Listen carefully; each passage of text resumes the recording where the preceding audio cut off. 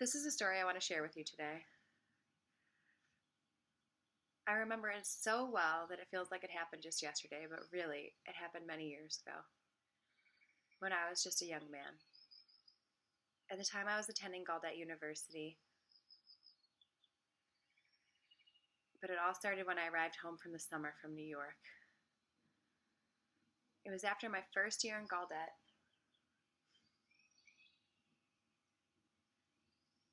I spent a whole month looking for a job, but struggled to find work. I was frustrated because there were many young men looking for jobs at the same time.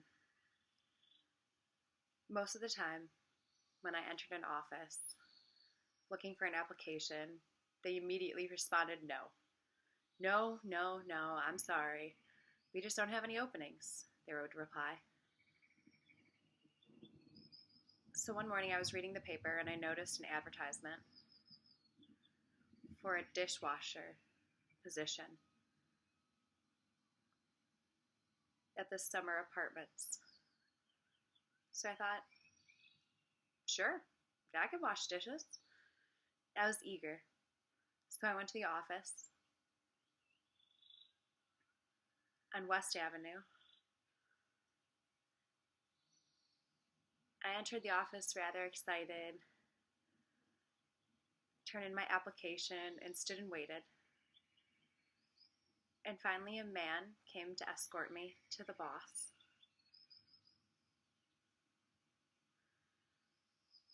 The boss was wearing small black circular glasses,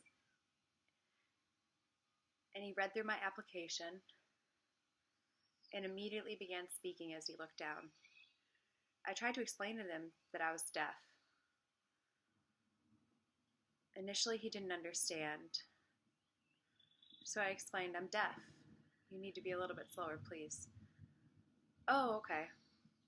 Then he pointed to the door,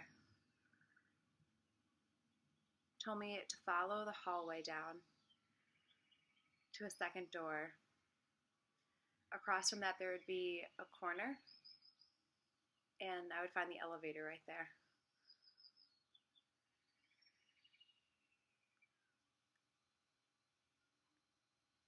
I was baffled.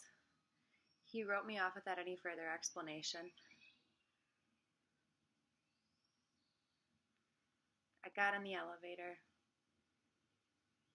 and as the elevator descended, I felt this realization sweep over me. I was doubting my self-worth. But why can't I show him that I can do it? You shouldn't be able to hear just wash dishes, right? So I exited the elevator onto the street, and there were people passing me in every direction. The sun was beaming down, and I was walking and sulking. But then I stopped and I thought, why can't I explain that I am competent? It's my life. So I decided to take charge. I turned around, re-entered the elevator, furiously scribbled some notes down with the intent to hand it back to the boss. When I entered the office, they said, whoa, whoa. But I entered confidently. I showed him the paper. The boss took it and pointed straight to the door, and I said, nope, I'm not leaving until you read what I wrote. He reluctantly looked at it and began to read it over. I explained to him that, yeah, sure, I was a deaf person, but I'm going to college. I need work. And really, washing dishes shouldn't require hearing. Obviously, I'm physically capable of doing it.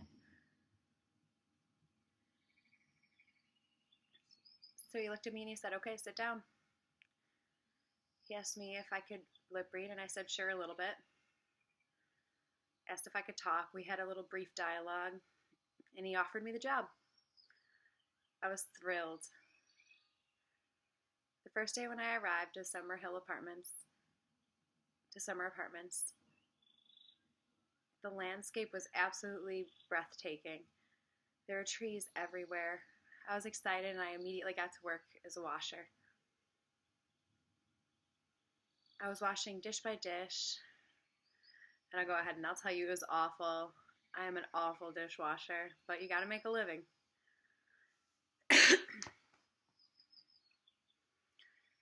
So I'm working, I'm stubborn all month. And then finally, the last day, someone came in looking for help with a position on the farm, gathering and shoveling hay into a wagon. I immediately volunteered. I jumped at it. I really wasn't the biggest fan of working in the kitchen anyway. So I got up early in the morning, gathered with a group of people, and grabbed a shovel. And we began to shovel the hay from the ground to the wagon, which would later be brought to other locations. So all morning, I'm shoveling and shoveling and shoveling away until my hands are completely covered with blisters.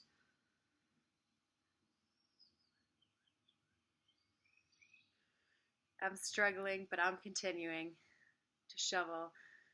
And then finally it's noon, and we take a break for lunch. Everyone's sitting and eating, and by that time I'm completely exhausted. So when I finish my lunch, I go sit next to a tree to rest for a little bit. But then suddenly I wake up, and I find I'm the only one left. Everyone else has gone back to work. Oh no, I'm late. So I hurried and I grabbed my shovel, but when I arrived, I saw that the boss was standing there watching me.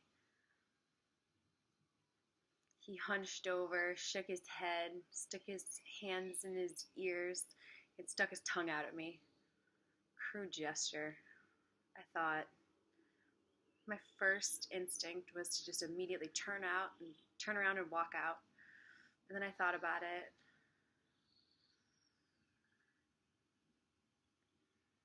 And I thought it best to bite my tongue and just continue working instead. So I turned around, went ahead, grabbed the shovel, and got back to work. The hay was piling up on the wagon, and we were moving more and more.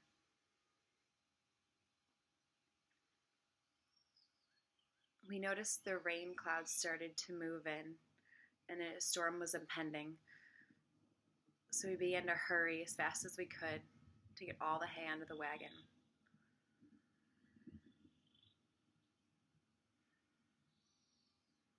So we're working and we're struggling.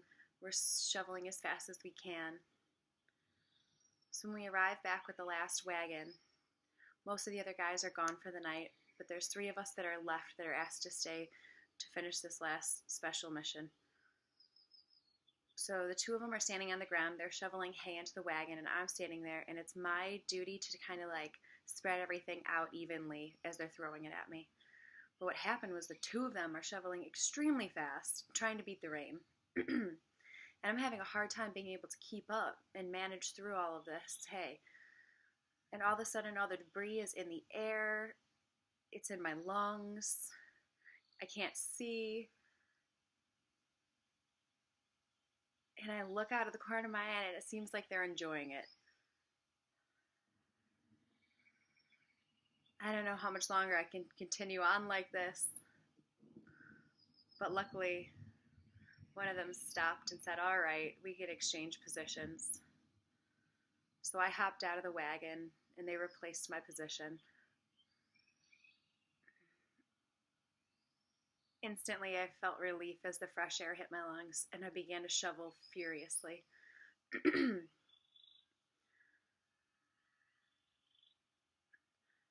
Quickly, the man in the wagon struggled as much as I was previously, as all of the hay became airborne once again.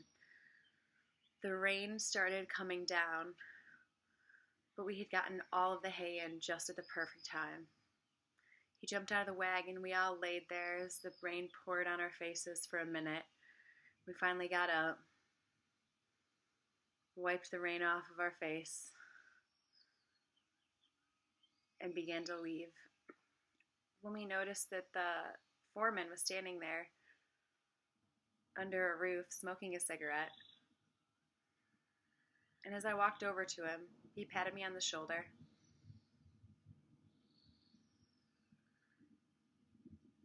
And he said, "I feel I need to tell you you'd make a wonderful knight." And he pulled out his imaginary sword and knighted me on the shoulder with it. I left feeling very proud.